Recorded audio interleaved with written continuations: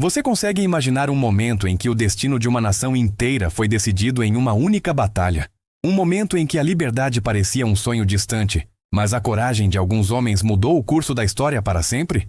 Hoje vamos voltar no tempo para o ano de 1781, para um pequeno vilarejo na Virgínia chamado Yorktown. É aqui que se desenrola o capítulo final e decisivo da Guerra da Independência Americana. De um lado do campo de batalha, tínhamos o Império Britânico, a maior superpotência militar da época, comandada pelo experiente e temido general Charles Cornwallis. Seus soldados, os casacas vermelhas, eram disciplinados, bem equipados e acostumados à vitória. Do outro lado, um exército heterogêneo de rebeldes americanos. Eram fazendeiros, comerciantes, homens comuns liderados por um general resiliente, George Washington. Eles estavam cansados, muitas vezes famintos e com poucos recursos, mas queimavam com uma chama que os britânicos subestimaram, a determinação inabalável de serem livres. Por 6 longos anos, a guerra se arrastou por toda a colônia. Batalhas foram travadas, sangue foi derramado, e a situação parecia um impasse. Os britânicos controlavam cidades importantes como Nova York e Charleston, e sua poderosa marinha dominava os mares. Para os patriotas americanos, o moral estava baixo. As derrotas pesavam, o inverno era rigoroso e o dinheiro para sustentar a guerra era quase inexistente. Muitos começavam a se perguntar se a luta pela independência era uma causa perdida. A esperança parecia se esvair a cada dia. Mas, como em toda a grande história, uma reviravolta estava prestes a acontecer. Do outro lado do Atlântico, um antigo rival da Grã-Bretanha observava atentamente a França.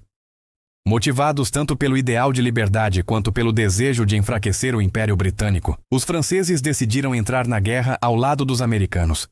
Essa aliança mudaria absolutamente tudo. O rei Luís XVI enviou não apenas dinheiro e suprimentos, mas também tropas de elite e, crucialmente, uma poderosa frota naval. O general francês Jean-Baptiste de Rochambeau chegou à América com milhares de soldados experientes.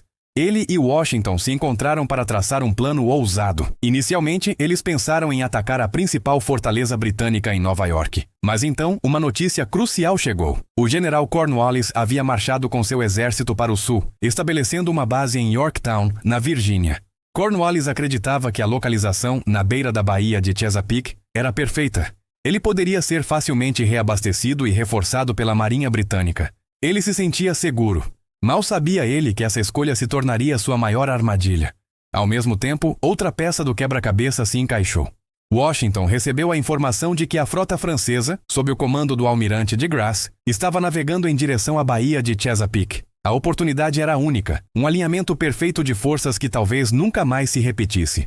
Washington e Rochambeau tomaram uma decisão arriscada e genial.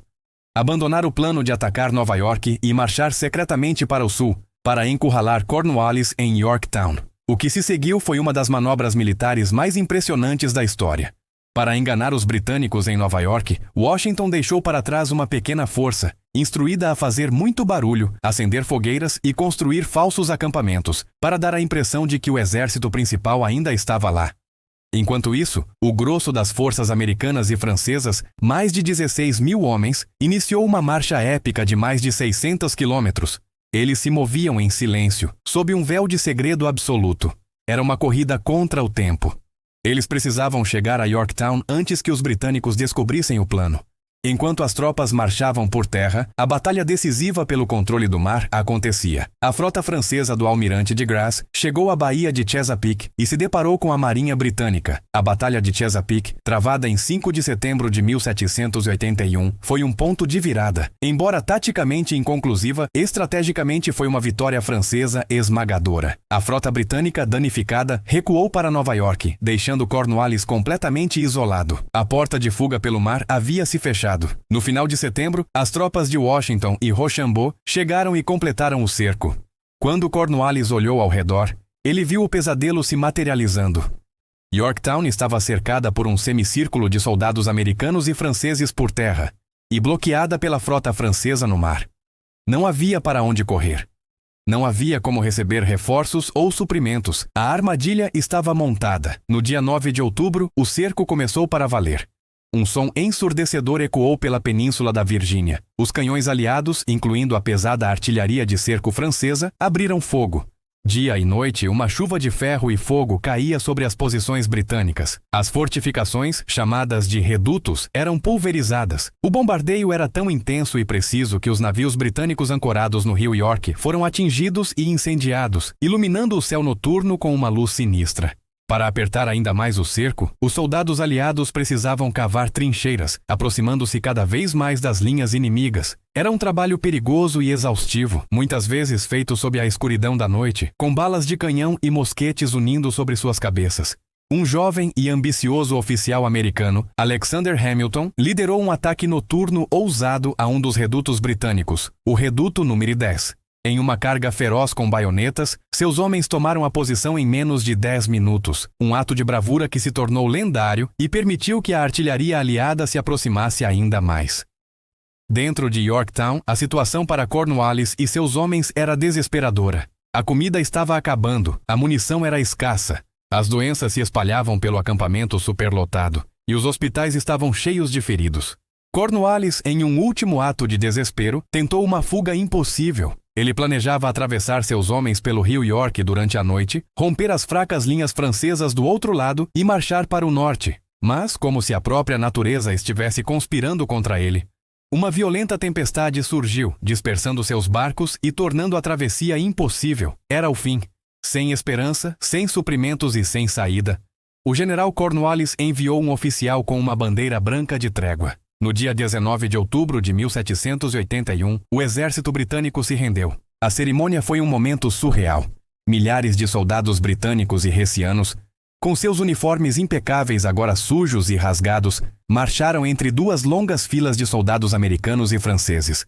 Os americanos, em seus uniformes puídos, observavam em silêncio disciplinado. Os franceses, em seus uniformes brancos imaculados, pareciam a imagem da realeza militar. A banda britânica, por tradição, tocou uma melodia chamada O Mundo Virado de Cabeça para Baixo. E, de fato, o mundo havia sido virado. Cornwallis, alegando estar doente, enviou seu segundo em comando para entregar a espada em sinal de rendição. O general britânico tentou entregar a espada ao general francês Rochambeau, em um leve insulto a Washington. Mas Rochambeau, com classe, apontou para Washington. O comandante americano, por sua vez, instruiu que a espada fosse entregue ao seu próprio segundo em comando, o general Benjamin Lincoln, que havia sido forçado a se render aos britânicos em Charleston no ano anterior. Era um ato de justiça poética. A notícia da rendição em Yorktown viajou lentamente, mas quando chegou às cidades americanas, causou uma explosão de alegria. Sinos tocaram, pessoas dançaram nas ruas, a guerra que parecia interminável finalmente tinha um fim à vista. Em Londres, quando o primeiro-ministro Lord North ouviu a notícia, ele teria exclamado: "Oh Deus, acabou tudo!" E ele estava certo. Embora o Tratado de Paz formal só tenha sido assinado em 1783, a Batalha de Yorktown foi o golpe de misericórdia.